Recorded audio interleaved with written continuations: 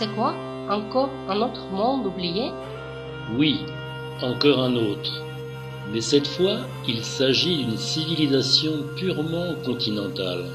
En fait, il s'agit de l'autre vague de colonisation agricole qui a progressé le long du fleuve Danube. Mais c'est surtout depuis l'ouverture des pays de l'Est que l'on commence à découvrir toute la richesse de cette civilisation très ancienne. Et l'on s'aperçoit avec étonnement qu'une première écriture avait été créée 1000 ans avant Sumer et l'Égypte. Et on arrive maintenant à dater les grandes périodes de cette culture danubienne. Ainsi, de moins 6800 jusqu'à moins 4500 ans avant notre ère, une grande vague de colons agricoles vient se répandre progressivement en Europe en remontant le Danube et ses affluents. Ils pratiquaient alors une agriculture sur brûlis et cultivaient du blé, de l'orge et des variétés de pois. En fait, cette première colonisation est le prolongement de la culture d'origine du croissant fertile vers l'intérieur de l'Europe, dans le sens qu'il se développe dans un écosystème lacustre, mais avec un climat plus froid l'hiver. On peut suivre la progression de cette civilisation car elle se caractérise par la céramique dite rubanée, où les poteries sont marquées par des lignes parallèles formant des rubans. Puis, une seconde période apparut entre moins 4500 et moins 3500 avant notre ère, caractérisée par la céramique dite cordée vers le nord, où les poteries dessinent des cordes en impression. Cette période montre une augmentation de la population et l'habitat a commencé à former des villages de plusieurs milliers d'habitants avec des maisons en bois couvertes de roseaux et parfois construites sur pilotis. Et cette abondance de main-d'œuvre a permis la construction de mégalithes servant de tombes pour les nouvelles élites dominantes. Et ces élites se faisaient alors enterrer avec des armes en cuivre et des bijoux en or.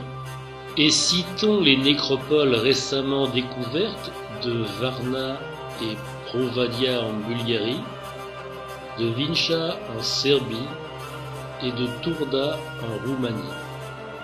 Malheureusement, comme cette civilisation fut en première ligne des vagues d'envahisseurs patriarcaux, elle disparut très tôt à partir de moins 3500 ans avant notre ère, dans les raids barbares, les pillages et les incendies. Et qu'est-ce qu'on a d'autre de disponible? Eh bien, nous avons les récits mythologiques et les légendes qui montrent bien l'implantation d'une civilisation matriarcale en Europe continentale. On peut alors repérer les grands mythes classiques du matriarcat primordial au travers des anciennes légendes européennes.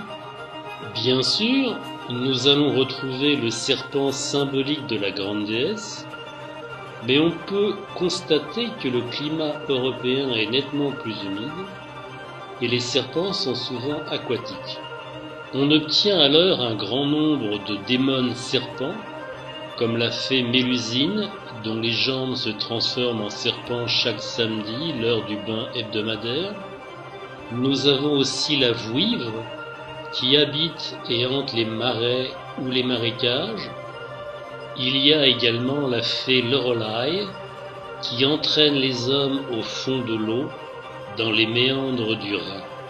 Et citons encore la légende de la Tarasque, qui terrorisait les riverains du Rhône.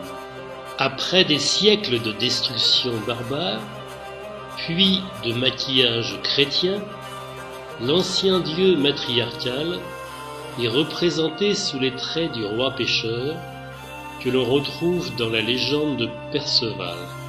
Il rassemble de nombreuses caractéristiques, comme le fait d'être pêcheur.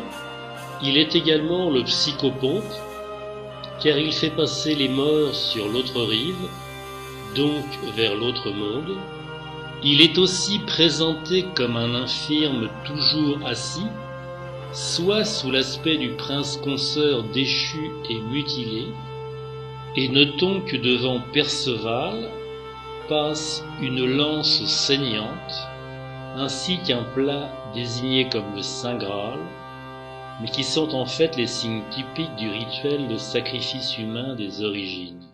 Et parmi les découvertes archéologiques de la région danubienne, on retrouve bien des restes humains significatifs de sacrifices, avec des traces de cannibalisme.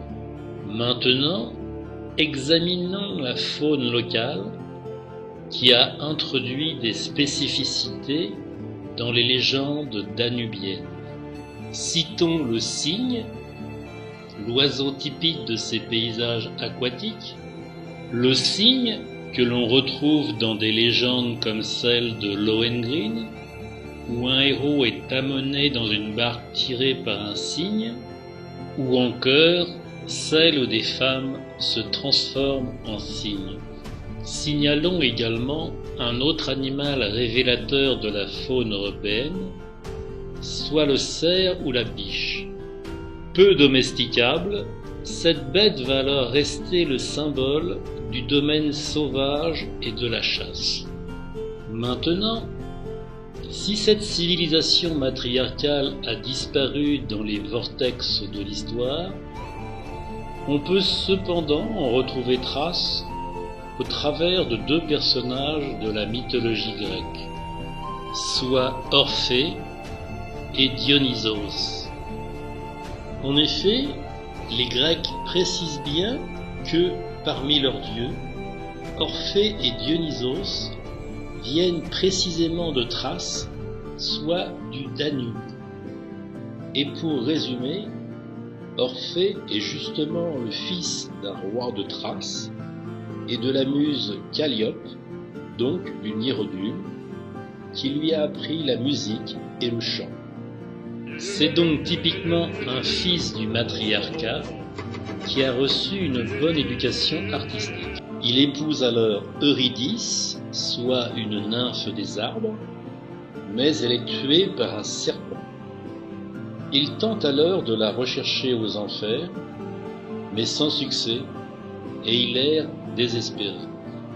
Puis, d'autres femmes cherchent à le séduire, mais comme Orphée reste obnubilé par son amour, elles deviennent jalouses et le tuent en le découpant en morceaux. Sa lyre devient alors une constellation. On retrouve donc un nombre important d'éléments comme le serpent, la séduction artistique ou le meurtre démembrement, typique de la culture agraire du matriarcat néolithique. Autre dieu agraire intéressant, Dionysos est fils de Zeus et de Sémélé, soit une déesse de la terre. Suite à une ruse de la déesse Héra, Sémélé est brûlé par l'éclat de Zeus. L'enfant est alors recueilli par Zeus, mais Héra demande au titan de le découper en morceaux. Le dieu Apollon recueille alors le cœur du petit Dionysos et Zeus l'avale pour le protéger.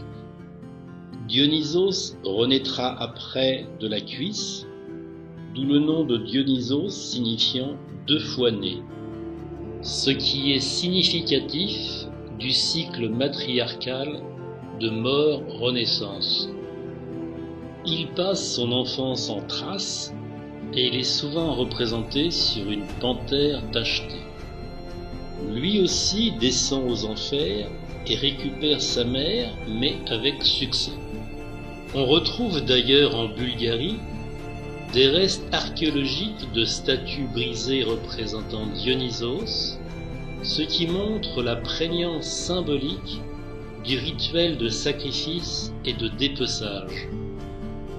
D'abord dieu de la bière, il devient le dieu du vin, de l'ivresse et de l'orgie.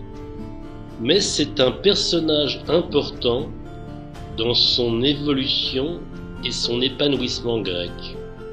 En effet, en passant de la bière danubienne au vin égéen, l'ivresse devenait plus rapide et plus intense. Moins inhibés, les acteurs des cérémonies chamaniques, utilisant des masques symboliques, pouvaient alors plus facilement exprimer une créativité plus riche et plus variée. Et c'est ainsi que, de fil en aiguille, la popularité des cérémonies dionysiaques fut à l'origine du théâtre.